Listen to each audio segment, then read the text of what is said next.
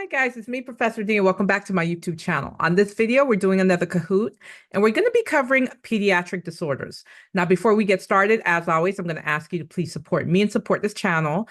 How can you do that? I'm so happy you asked by liking this video. You're going to love it. Go ahead and give it a thumbs up now so you don't forget. Subscribe to my channel if you haven't done so already, and be sure to check out my website, nexusnursinginstitute.com. So many resources there. You can sign up for next generation NCLEX review session, part 1 and part 2. You can sign up for private tutoring session, a consultation session. Maybe you want to pick my brain about something. You can get yourself some audio lessons. If you're not doing so hot in the nursing program and you have to do really, really well on your next exam, check my audio lessons and see if I have one that matches what your next test is going to be on. Thank me later. So many resources coming very soon down the pipeline is my Nexus Nursing Test Bank. That will be for PNVN students, RN students, and nurse practitioner students. Lots of great questions for you to practice the content that's going to be seen on your state board exam. Almost daily, you can find me covering a variety of nursing topics across my social media platforms such as TikTok, Instagram, Facebook, YouTube. My handle is the same everywhere, Nexus Nursing. All right, guys, without any further ado, let's get started. Pediatric disorders. First question. Which sign or symptom would you expect to see exhibited in a patient with pyloric stenosis? Would it be bowel vomiting? Would it be projectile vomiting after eating? Would it be severe diarrhea? Or would it be abdominal distension with absent bowel sounds? Again, your patient has pyloric stenosis. Which clinical manifestation would you expect to see in this type of patient?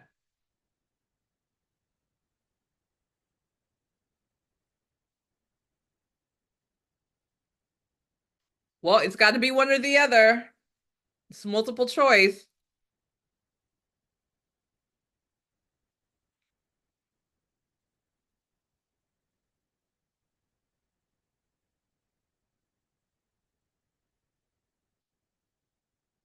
Very good. Projectile vomiting after feeding. So think about it. Pyloric stenosis. That is hypertrophy of the pyloric muscle. So what happens is that gastric material that's supposed to be in the stomach and go to the small intestine, because of that hypertrophy of the muscle, it's not leaving the stomach to go into the small intestine. So what do you think happens? That pressure builds up and builds up and builds up. And so especially after that patient eats, food's got to go somewhere, so the patient's going to have projectile vomiting. That, when I say projectile vomiting and that food literally flying across the room. Okay, that's what I mean when I say projectile vomiting. So that's happening again because of the hypertrophy of the pyloric muscle. Other signs and symptoms and dead giveaways that you know this is what you're dealing with. If you see the test question mentions like an I can't speak. Olive, O-L-I-V-E, olive-shaped mass in like the upper abdomen. That's a dead giveaway. And of course, this patient's going to have weight loss because they can't keep everything in. They can't keep anything in. All the food that's supposed to go to the small intestine and the large intestine, you know, the food's supposed to be getting digested, is not happening because of that obstruction from the stomach to the small intestine, okay? Yep, olive-shaped mass. The minute you see that, you know they're talking about pyloric stenosis. Next question. Which statement is false about SIDS, S-I-D-S, sudden infant death syndrome? Here are your options. I will place my baby on their back to sleep. I will remove stuffed animals and pillows from the crib. I will ensure my baby sleeps on a soft mattress for comfort. I will avoid smoking around my baby. Which statement is incorrect?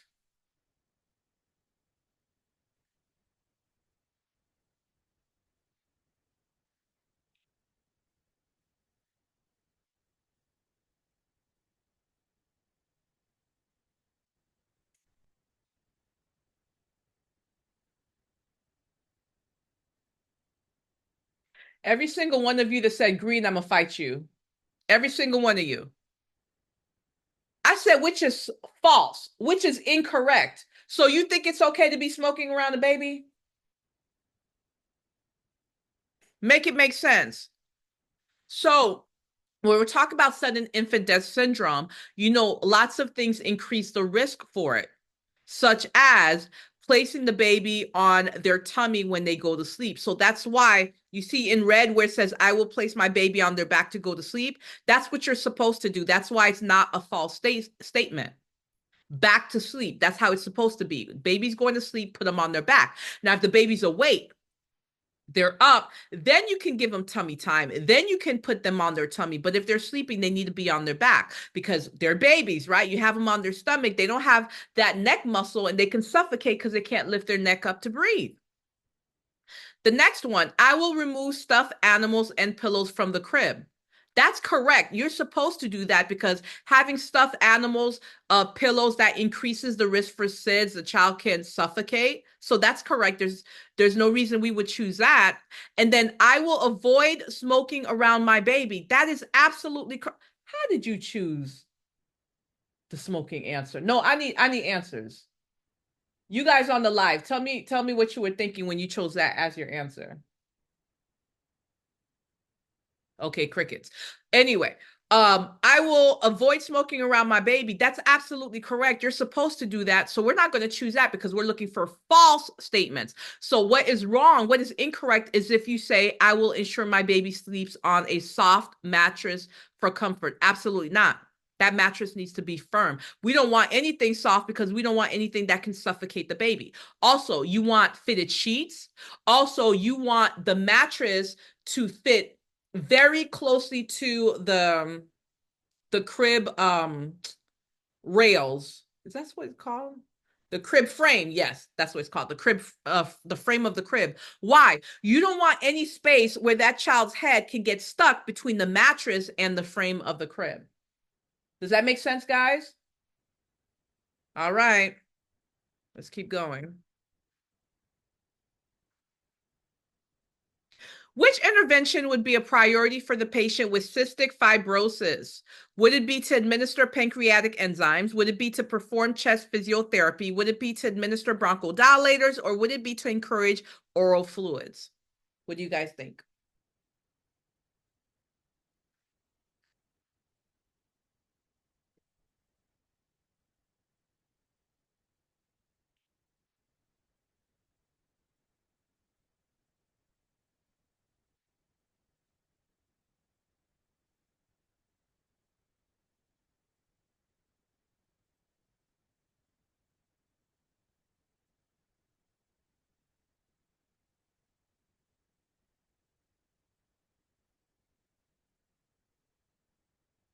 Hmm.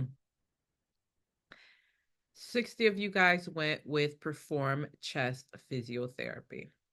Guys, the correct answer is administer bronchodilators. And I'm going to explain to you why. First of all of these are nursing interventions you're going to do for the patient with cystic fibrosis. Let's not get it twisted. All of these are very important. However, you have to choose one. When it's a multiple choice question, you have to say to yourself, okay, if I could do just one of these for my patient, what would it be? So first of all, let's talk about cystic fibrosis. Cystic fibrosis is, I want to say, the only disorder, I might be wrong, but I can't think of any other disorder where the endocrine and the exocrine gland is affected. I can't think of any. I'm sure there must be, but none come to mind. Okay, this is the only disorder I can think of that both the endocrine and exocrine gland be affected, especially to this capacity. This is where the patient is producing this thick, copious, tenacious amount of mucus, and it's everywhere. It's in all their organs. We're seeing it in the lungs. We're seeing it in the pancreas. We're seeing it in the reproductive organs, right? So when we're talking about priority, we know we're going to focus on the lungs because guess what? Nothing else matters if the patient's not breathing. So we're going to get rid of the administered pancreatic enzymes. As much as fluid's important, because the fluids help to break up that thick, tenacious sputum mucus is being produced. It's not priority. So we're getting rid of those two. Then we have perform chest physiotherapy and administer bronchodilators. Yes, you want to administer. Here's what you're going to do. You're going to give that patient fluids. You're going to do the chest PT because you want to break down, those mucus plugs. Absolutely. But let me ask you something. Let me ask you something. What's the point of breaking down those mucus plugs if they're not moving anywhere because you don't have a patent what airway? Hello? Hello? What do bronchodilators do? They open up the airway. So what's the point of doing all of this? We're doing physiotherapy. We're giving the patient fluids. Wonderful, but nothing's moving because they don't have a patent airway. Do we care about anything else? Do you guys see where I'm going with this? Exactly. They need to be able to breathe. I hope that makes sense to you. All right. Okay, let's keep going. But again, all of these nursing interventions are very important. You're going to do them, but they're just asking about the priority. And again, matter of fact, before this live started, someone said they were going to take, I think it was NCLEX, and they were asking me tips. And one of the things, what did I say? I said Maslow's, ADPI, priority and delegation, what? ABC. A comes first. Patient has to have a patent airway so that they can be, which is breathe. C comes last, circulation. The only time circulation comes first is when we're doing CPR. Other than that, patient has to have A first, which is the airways. Got to be clear so the patient can B, breathe. Okay? Do y'all nurses have to know this information? Do we? We have to know this information and so much more. Yes. Yes. And that's why whenever someone gets licensed and they're a nurse, they're so proud because they know how much work they put into it. Mm-hmm. It's not easy. Okay, which signs or symptoms would cause you, the nurse, to suspect that your patient has intussusception? Would it be steady, dull abdominal pain? Would it be current jelly-like stools? Would it be bilious vomiting? Or would it be hyperactive bowel sounds? So your patient has intussusception, or you suspect they have intussusception. What would you assess in that patient to cause you to have that suspicion?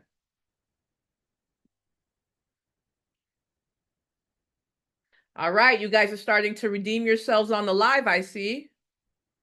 The code to get in is 25307.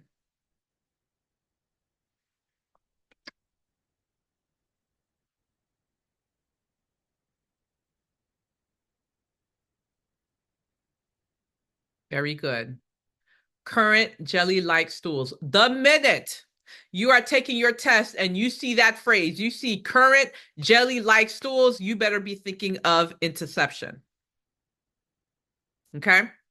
Intussusception, this is where part of the intestine actually telescopes into itself. So you know how you have a telescope and you can fold it into itself? Same thing.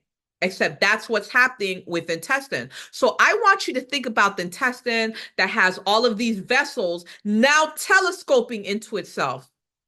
So of course, when you look at that patient's stool, you're going to see current jelly-like stools. Why does it look current? Why does it look like that strawberry current looking? I don't know. But why does it look like that? Because of the blood. All those vessels that are being pulled because it's telescoping into itself. All right? It's going to cause bleeding. And then the jelly-like the patient also the stool, not only is it going to be red because of the bleeding, you're going to see lots of mucus, and that's what makes it jelly-like. Very important for you guys to know. Now, the intestine telescoping into itself, that's a big problem because that can cause what? Bowel obstruction. Bowel obstruction is a medical emergency. Hallmark of that is going to be blood mixed with mucus. Sometimes there'll be described as current jelly-like stool, or sometimes on the test question, it'll just say that when you assess the patient's, patient have bowel movement, and when you assess the stool, you saw blood and mucus. That's what they're talking about. That's what's making it look current jelly-like. Okay, we're talking about intussusception.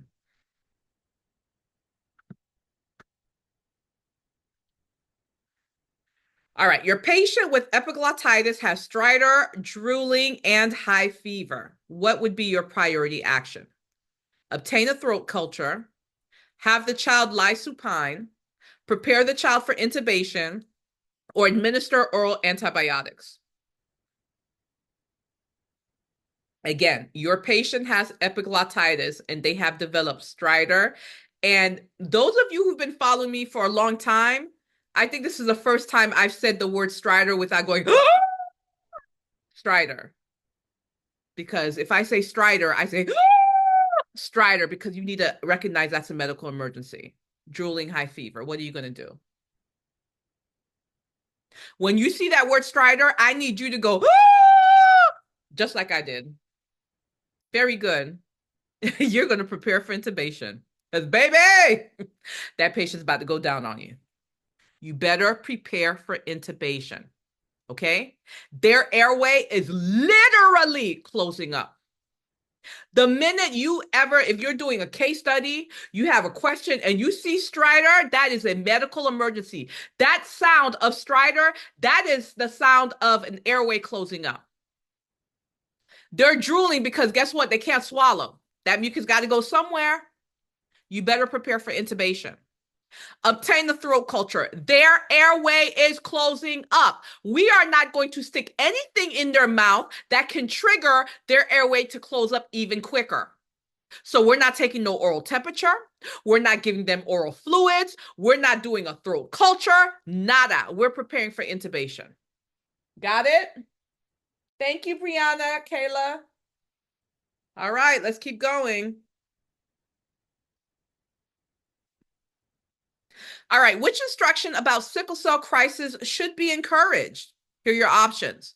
Apply ice pack to painful areas, restrict fluids to prevent overload, encourage rest and administer oxygen, or provide high iron diet to increase red blood cell production.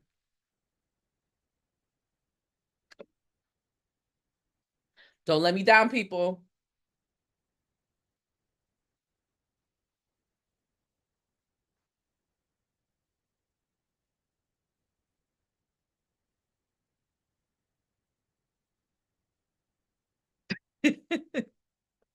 You fear you let me down?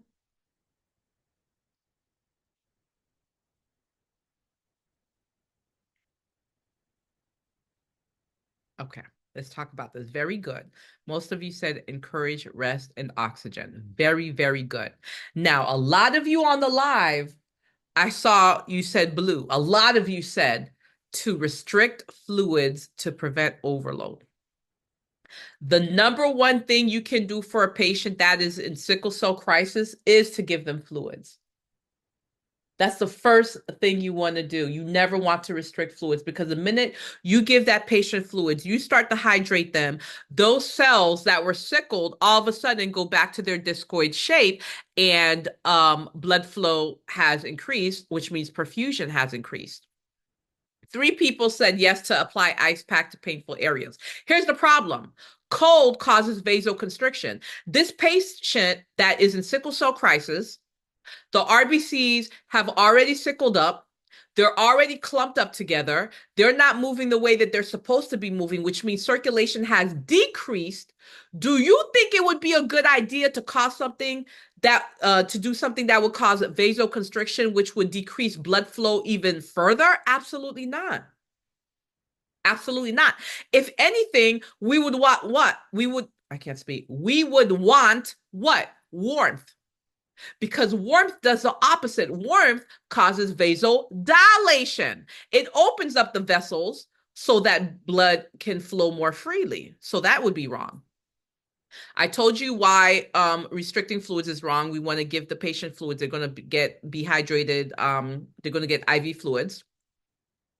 Last, 18 people went with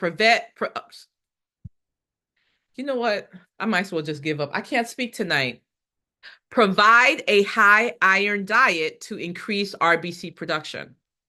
This patient has sickle cell disease, not iron deficiency anemia.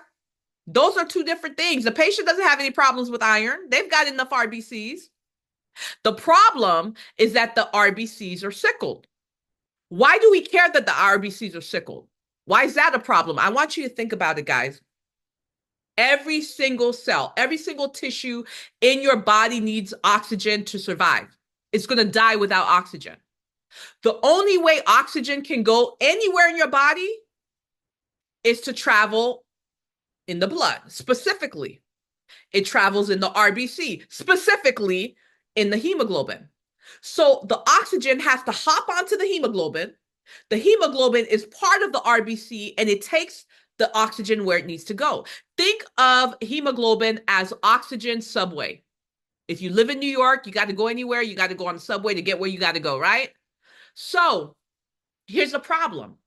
This patient that's in sickle cell crisis, they have enough oxygen. Oxygen really isn't the problem. The oxygen is there. The oxygen's on the hemoglobin. The problem is the hemoglobin that's in the RBC is sickled. They're all clumped up together. It's not moving. So the minute you give that patient fluids, all of those cells that were sickled go back to its nice round shape. And guess what? Blood starts flowing again, which means oxygen goes where it needs to go. The problem was never oxygen. The patient always had enough oxygen. The oxygen was in the hemoglobin, which was in the RBC. The problem was the RBC sickling up together. You give them fluids, they unsickle. Now, don't get me wrong, give the patient oxygen, that is great, but if you have to choose between oxygen and fluids, it's going to be oxygen, it's going to be fluids. Because again, you give that patient oxygen, the oxygen's still not moving because the problem was never oxygen. The problem was the sickled shape. You're going to give fluids so it can go back to round shape so the blood can start moving. I've said this a million times. Don't say I didn't warn you. Next question. A child with Kawasaki disease is being treated with IV immunoglobulin and aspirin. Why? Here are the options. To prevent febrile seizures, to treat viral, I forgot to put an N there. It's supposed to be viral infection, to decrease pulmonary inflammation, or to reduce the risk of coronary artery aneurysm. Why do you think a patient with Kawasaki is going to be given IV immunoglobulin and aspirin? By the way, you guys know this. In peds, we never give aspirin to children. There are very specific disorders. I can count on my hand which ones that we actually would give aspirin to a pediatric patient, and this happens to be one of them. Why? Why are we giving them aspirin? Why are we giving them IV immunoglobulin? Very good. Most of you guys got it right. To reduce the risk of coronary artery aneurysm. So I want you guys to think about this. In Kawasaki disease, this is a disorder where the patient has a vasculitis. And so basically what's happening is, just think about it, vasculitis, vascuvessels, itis, inflammation of the vessels. That's what's happening. Specifically, the coronary artery. This is the vessel, guys, that brings oxygen, vitamins, mineral, nutrients, everything that the heart muscle itself needs. Just like every single tissue in the body needs blood flow to get all of those things, so does your heart muscle. Do you think it's a good idea for that vessel that's supposed to be bringing all of these great things to the heart muscle itself to have a weakness? Because that's what an aneurysm is. It's a weakness of a vessel. Right? So what's happening is when the patient has Kawasaki, they have that inflammation. And so we're giving this to them to reduce the risk of that patient having aneurysms, especially in the coronary artery. Okay, that's why we're decreasing inflammation and also, so we're decreasing the inflammation. That's with the immunoglobulin. But let's talk about the aspirin. It helps prevent what? Clots. We can't afford clot formation. Someone says, it's like hard to process. How am I supposed to remember all this information? Here's how you remember this information. You don't memorize. What I'm saying to you, there's a reason why every time I go over a question, I explain to you what is happening. I explain the pathology, because if you can understand the pathophysiology, you can understand it. You'll remember it because you understand what is happening, why it's happening. Don't try to memorize. There's way too much to know. You'll never get it if you memorize. It's just too much. But if you, and this is why pathophysiology is so important for you. Those of you who are in the nursing program or trying to get into the nursing program and pathophysiology is not part of the nursing program, it's a prereq, please take that class seriously. Don't take that class just to check it off to get into the nursing program, because I'm telling you, what you learn in that class will save your butt in the nursing program. You have to understand the physiology. The patho is so important. But you can do, listen, if I'm up here teaching you guys, if I can do it, you can do it. I'm no smarter than anyone else here in the room. Okay, guys, next question. You're assessing a newborn with Down syndrome. Which sign or symptom would you expect to see? Here are your options: hypertonia and clenched fist, a large head with widely spaced sutures, large head with widely, why did I put that twice? Sorry. Or hypotonia and protruding tongue.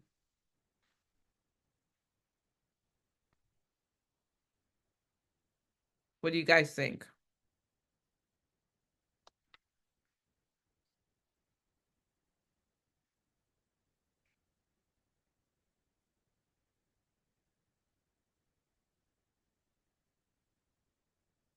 Thank you, everyone that gave a heart on the like. Thank you. I appreciate it. I see it. Thank you. Very good. Hypotonia. Hypo, that means down, right? Decrease muscle tone. Yeah. Decrease muscle tone and protruding tongue. So with Down syndrome, this is a genetic disorder, guys. And so what happens is the patient has extra pair of chromosome. Do you guys know what that number of chromosome is? You need to know that. Can you guys tell me on the live? What number? 21. Very good. 21. Okay. So anyway, they have a extra pair chromosome 21. The patient, some hallmark or characteristic signs or symptoms you'd see: the hypotonia, the protruding tongue, also like a flat facial profile. That's another dead giveaway. Or slanting eyes, but the slanting eyes, they slant upwards. Okay, those are classic characteristics.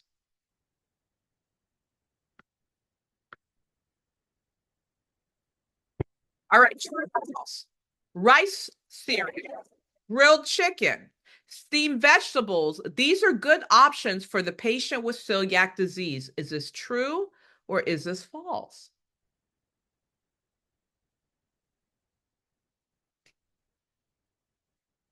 We're talking about celiac disease.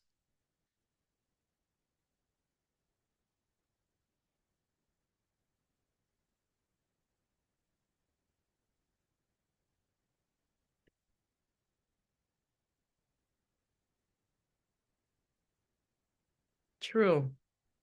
A lot of you guys on the live said false. It is true. Celiac, yes, no gluten. No gluten. So what happens? Celiac disease, this is, and you need to know this, guys. You need to know that it's an autoimmune disorder. It's an autoimmune disorder where the patient cannot have gluten. If they do, it triggers a reaction in their body where basically there's damage, especially to the small intestine. They cannot have gluten. Gluten is a protein that's found in wheat, barley, oats. I'm missing one. Beet, no. Wheat, barley, oats. What am I missing? Oh, rye. Thank you. Thank you. Right? So they can't have that. So things that are safe for this type of patient would be like fruits, vegetable, rice, meat, but they can't have anything that has gluten. All right, true or false? IV fluids is the best treatment for mild to moderate dehydration in the pediatric patient. Is this true or is this false?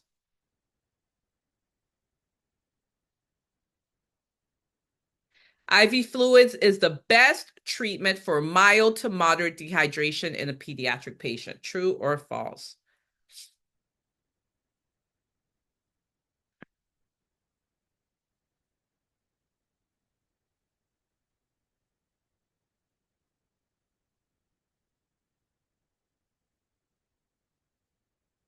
False.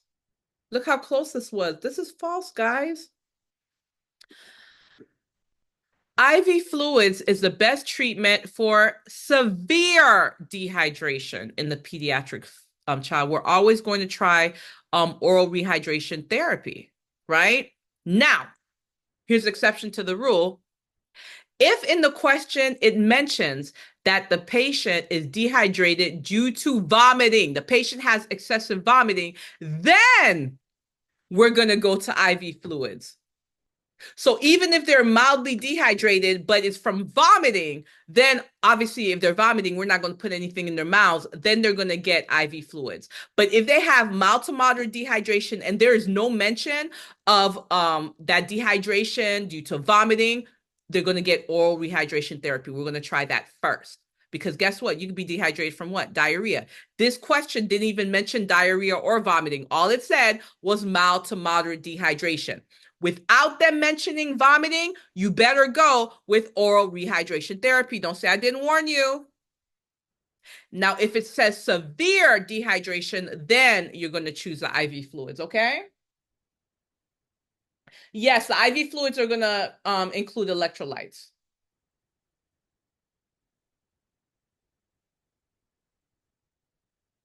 Which intervention is most important for a child with meningitis? Would it be monitor for bradycardia, administer antibiotics promptly, perform a lumbar puncture immediately, or provide bright lighting in the room?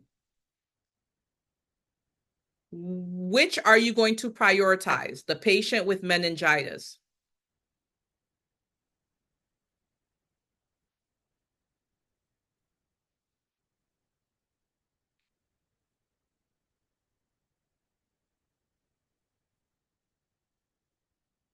And I'm going to fight you. Ayana, I'm going to fight you too. Oh, Yasmin, I'm fighting you. Mm-hmm.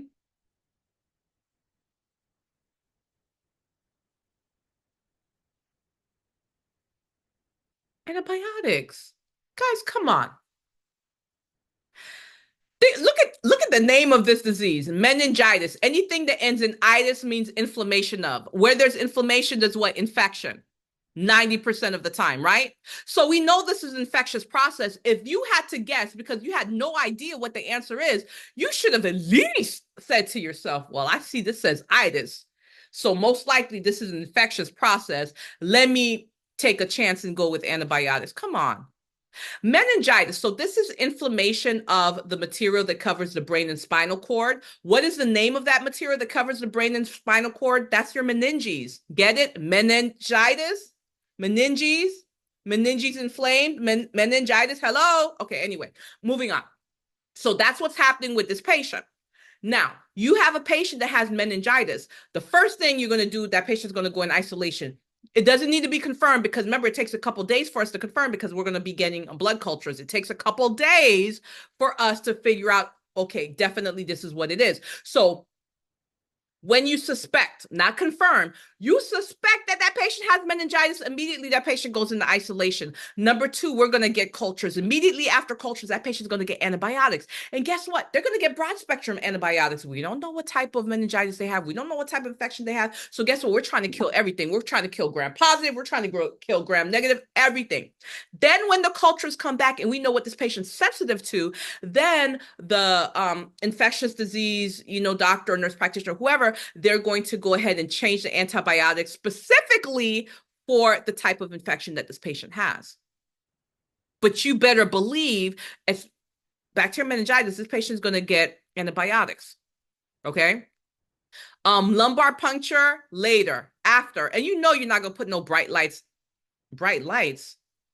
Any patient that is at risk for ICP, any patient that is at risk for seizures, such as a patient with meningitis, we don't want any stimulation up here, right? So you're going to have dim lights, no TV, no radio, no music. You're not going to have that patient right next to the nurse's station where nurses are getting reports, where, they're giving reports to each other.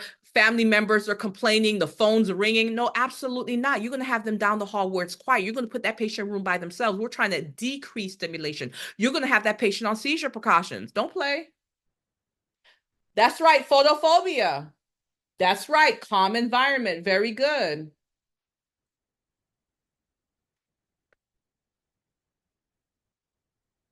All right. Last one.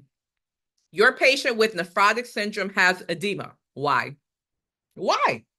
Why does that patient with nephrotic syndrome have edema? Is it due to hyperkalemia? Is it due to decreased sodium levels? Is it due to increased urine output? Or is it used to increase protein excretion? Why does that patient with nephrotic syndrome have edema?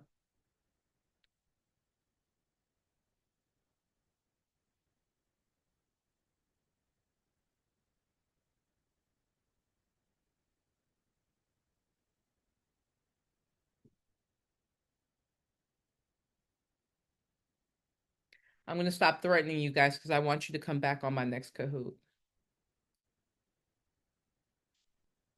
Very good. Increased protein excretion. Something you guys have to know, protein has oncotic pressure. It has a pulling force. Okay.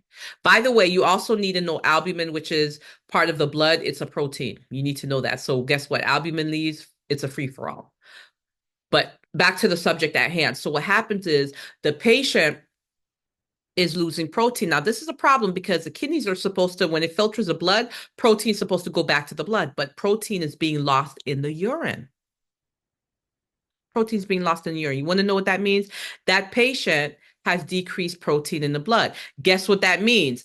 Fluid. It's a free-for-all. That's why that patient's edematous, because that fluid that was supposed to be staying in the vascular space is where's it now? In the tissues. So that patient's walking around looking swollen as I don't know what. That's what's happening. And when you look at the urine, you're going to see the urine's going to be described as frothy. The reason it's described as frothy is because of the protein. That protein's not supposed to be there, okay? The patient's going to be gaining weight because they're holding on to all that fluid buildup, and they're going to be very tired. They're going to be very fatigued. Imagine you walk around swollen all day. Aren't you going to be tired, right?